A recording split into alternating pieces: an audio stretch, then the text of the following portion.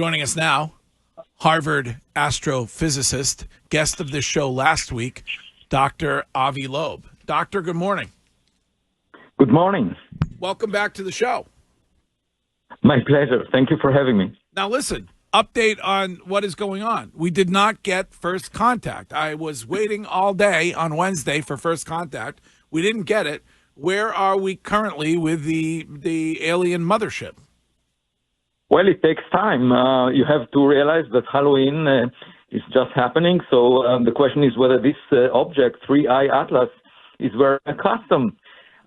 Yesterday, it came closest to the sun. And unfortunately, we can't look at it because the sun is in the way. It's on the other side of the sun. Okay. But there were other observatories that are orbiting the sun that are watching the sun for other reasons, and that NASA launched a while ago. And they took images, and they found that the object is getting brighter very fast, much faster than comets from the solar system.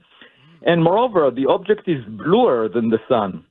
It's getting very blue, and it's not clear what makes it blue, because usually if there is dust around the comet, you would expect it to be red.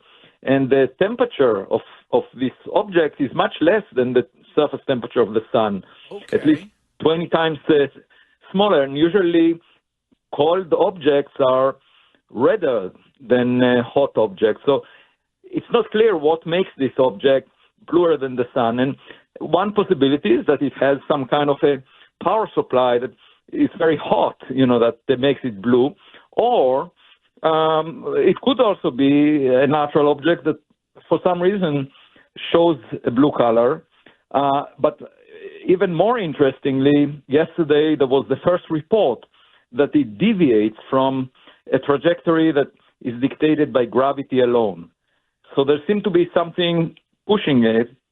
And the question is whether it's evaporation, cometary evaporation, where there are some ices on the surface of a rock. And when they evaporate, they push the rock. There is a recoil of the rock. And that happens for comets, in which case I calculated last night, after several interviews that I had time late at night to do the calculation. And I found that it had to lose about 10% of its mass, if that's the case, because the acceleration is quite significant. And that means that in November or December, we should see a big cloud of gas around it, if that's the case, if it's a natural comet.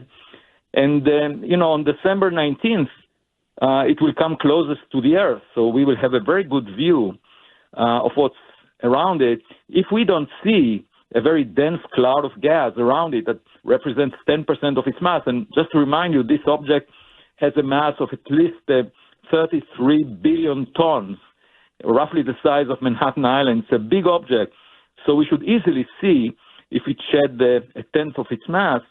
If we don't see that, then it must be something else. And these are the latest results from the last day or so. So alien mothership is still in play, is what you're saying? It's a possibility. I mean, the thing is that, it's like a detective story. Science is you're doing the work of a detective. You are trying to collect clues that will tell you what's going on. And most of the time you just don't know because you don't have enough evidence. But hopefully we will have enough forensic evidence by Christmas. That would be the hope. And then my personal wish is that it will not send us any gifts for Christmas, because we might not want them. Doctor, I just am curious. Are we due for a meteor strike? Like, has it been a while, or are we still? Is there any rhyme or reason to when these things occur?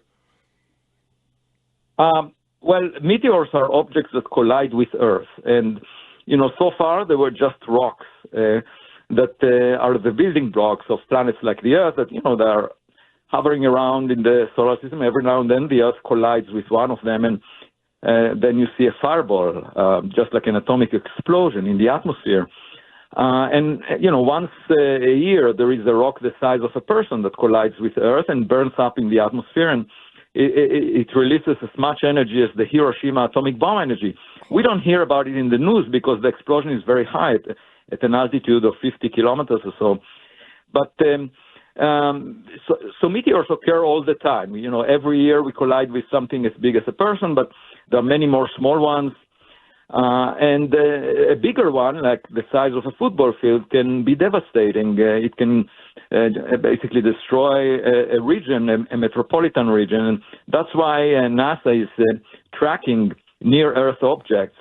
But most of these, 99.9% of those things that collide with Earth, are from the solar system. They're from our backyard, and these are rocks. But every now and then there might be something from farther away, from outside the solar system. And the question is whether, you know, if there is a functional device that is coming our way just to monitor us or to do something else. What do we do about it? It's like having a visitor to your backyard. Doctor, just one thing, too. I'm curious. Who's the most famous person who reached out to you after you appeared on Rogan with questions? Did you hear from any politicians? I had some. I had Congress people. I got text messages from several members of Congress. I would love to speak with the president about it. He's right here. Yes, yes. And I'm glad you bring that out, Dr. Loeb. I actually just got a text message. I normally don't give out government secrets, Greg. You know that. But because I'm on your show and it's an honor to be here with you, I just got a text from, let's just say, a good friend of mine. We call him Mork.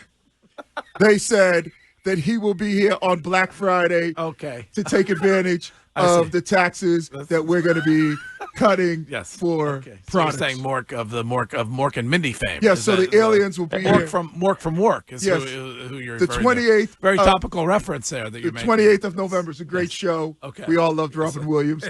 But I have them on the Mork there. They will be circling we like to say, Doc, spinning the sun, but they will be here November 28th to take advantage of Black Friday. Okay, just keep in mind that the aliens I'm talking about do not have passports. They are illegal as far as we are concerned.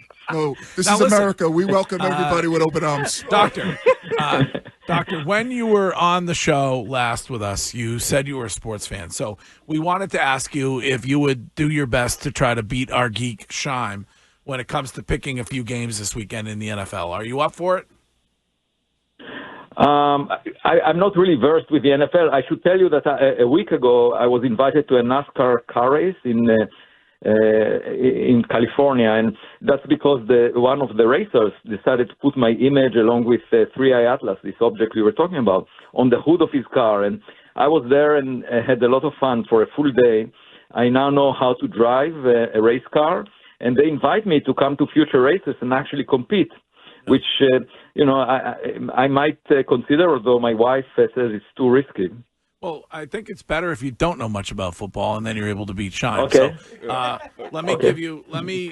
we'll start with the Patriots and the Falcons on Sunday here at Gillette. Who would you like to pick in that game? Of course, the Patriots. I'm a loyal resident. Okay. Yeah, I also have the Pats. Easy one. Scheim, you're also picking the Pats? Yeah, for sure. Okay, what about Bills Chiefs? Unbelievable 4:00 Sunday game. Bills, Buffalo Bills, or the Kansas City Chiefs, Doctor? Probably Kansas City. Okay, all right. I also have Kansas City. Oh, okay, all right. What about the Colts and the Steelers, Doctor? That's a tough one. I would say the Colts. Okay. I also have the Colts. Play along, Scheim. Can you take one that's... Curtis, I'm picking the games that I want to pick. Okay, that's fine. Seahawks, I think we may get a different response here. Seahawks and Commanders, Dr. Loeb. I would go for Seahawks. Seahawks, okay. Scheim, you would as well? Yeah, I would as well. So we need a fifth game. All right. Who would like to select a fifth game for us? What about the Monday night game between the Arizona Cardinals and America's team, the Dallas Cowboys? Cardinals, Cowboys, Doctor. Cowboys. Cowboys? I also like the Cowboys. This is tough. You stink. What do you mean I stink? Have some fun. What do you want? All right, Dr. Loeb, how many points do you think the Patriots will score on Sunday as they host the Falcons? 28. Okay, Scheim. 33. Okay, 28 or fewer, the doctor wins. Okay. Perfect. All right, doctor. So, By the way, just to let you know, I very much I'm a fan of soccer, and I jog every morning. I really enjoy doing sports, but I never played football. What's your favorite soccer team, doctor? I'm an Arsenal guy. That's a good one. Yeah. Nice. what about yours, doctor? You mean a city, not a national? I would go for Real Madrid. Okay. Ooh, good choice. All right. Okay, excellent choice.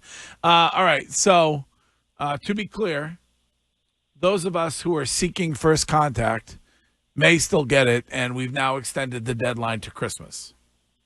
Right. I mean, it's keep in mind it's a blind date. You don't know what you will get, and I just hope we will not have a serial killer on the other side. Love it. Thank you, Dr. Loeb. Always great to hear your voice.